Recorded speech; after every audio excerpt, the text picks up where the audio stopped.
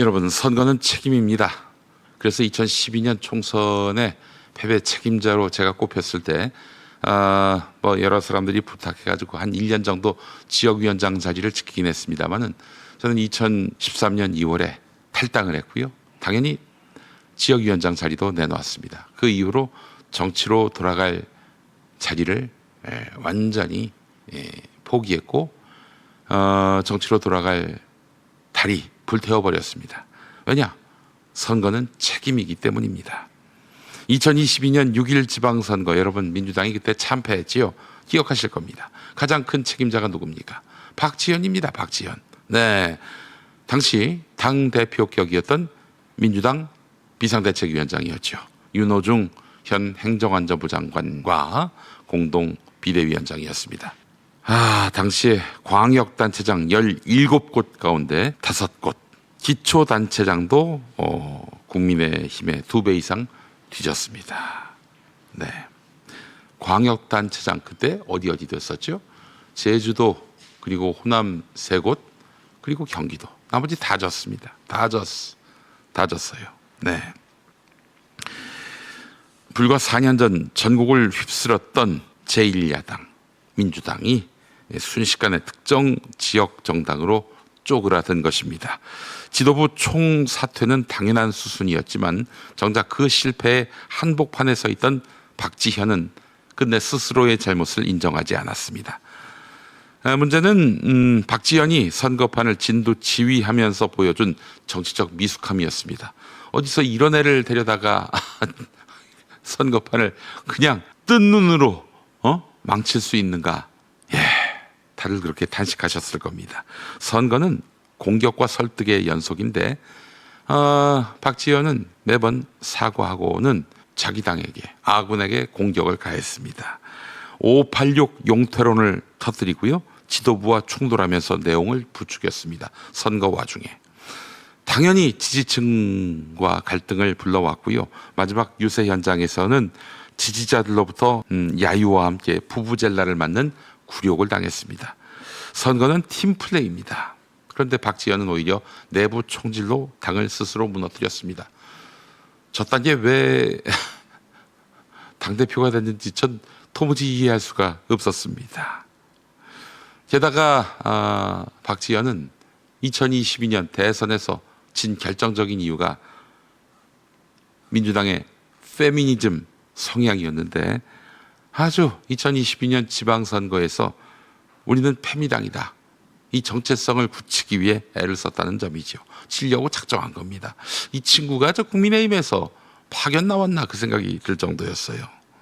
유권자들이 원하는 건 뭡니까? 매 선거마다 생활과 민생, 그리고 정의로운 정치 아니겠습니까? 근데 끝까지 페미니즘 이슈를 전면에 내세웠습니다. 시대 정신을 읽지 못하고 젠더 갈등만 키우면서 선거 전략을 망친 것입니다. 자, 그 피해는 민주당 전체가 떠안아야 했었죠. 그리고 지난 4년 동안 너무나 많은 국민은 2022년 민주당 지방선거 패배로 큰 고통을 겪었습니다. 박지현, 너는 이 부분에 대해서 좀 미안하다는 생각은 안 드니? 너 그때 선거에서 지고 나서 남 탓하더라. 네 탓은 없어? 그리고 최강욱 전 의원의 발언, 박완주 의원의 성비위 사건에서 제명 또는 징계를 해야 한다, 이런 의사 표시를 했어요. 최강욱 전 의원 짤짤이라고 했는데 그걸 딸딸이라고 했다는 식으로 몰아갔었어요, 그때. 그래서 그 회의에 온라인으로 참석했던 여성 당원들에게 심각한 모욕감을 줬다, 그렇게 엮었지요. 당이 성추문이 난무하는 몹쓸 땅이라는 인상을 남기는데 최선을 다했던 박지현이었습니다. 선거 국면에서 여성가족부 폐지 반대, 권력형 성범죄 무관용 원칙 도입, 이거 2대남 3대남의 반발을 샀습니다.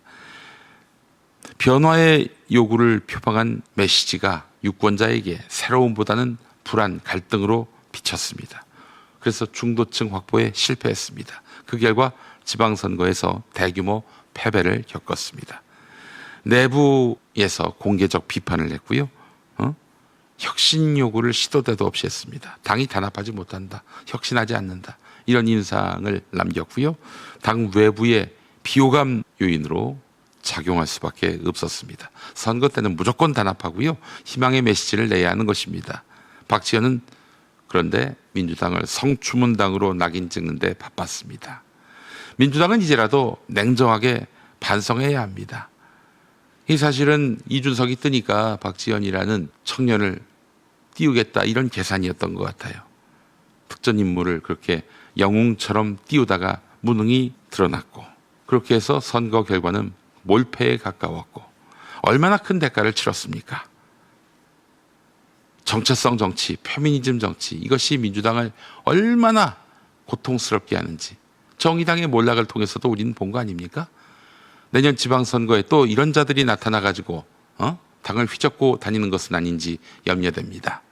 용해인 등이 더불어민주연합하면서 비동의 간음죄를 공약으로 내세우려다가 정말 뜯어말리는 바람에 간신히 그런 위기를 피했는데 내년에 페미니스트들은 그림자도 보여서는 안 됩니다. 여러분, 이거는 제가 그들을 미워해서가 아니라 민주당의 선거 승리를 위해서입니다. 내년 지방선거 치면 이재명 정부는 바로 꺾입니다. 여러분, 그런 상황을 우리가 두 눈 뜨고 볼 수 있겠습니까? 페미들은 철저히 배제를 시켜도 선거 전략에 전혀 해가 되지 않습니다. 그 실패를 우리는 맹렬하게 성찰했습니까?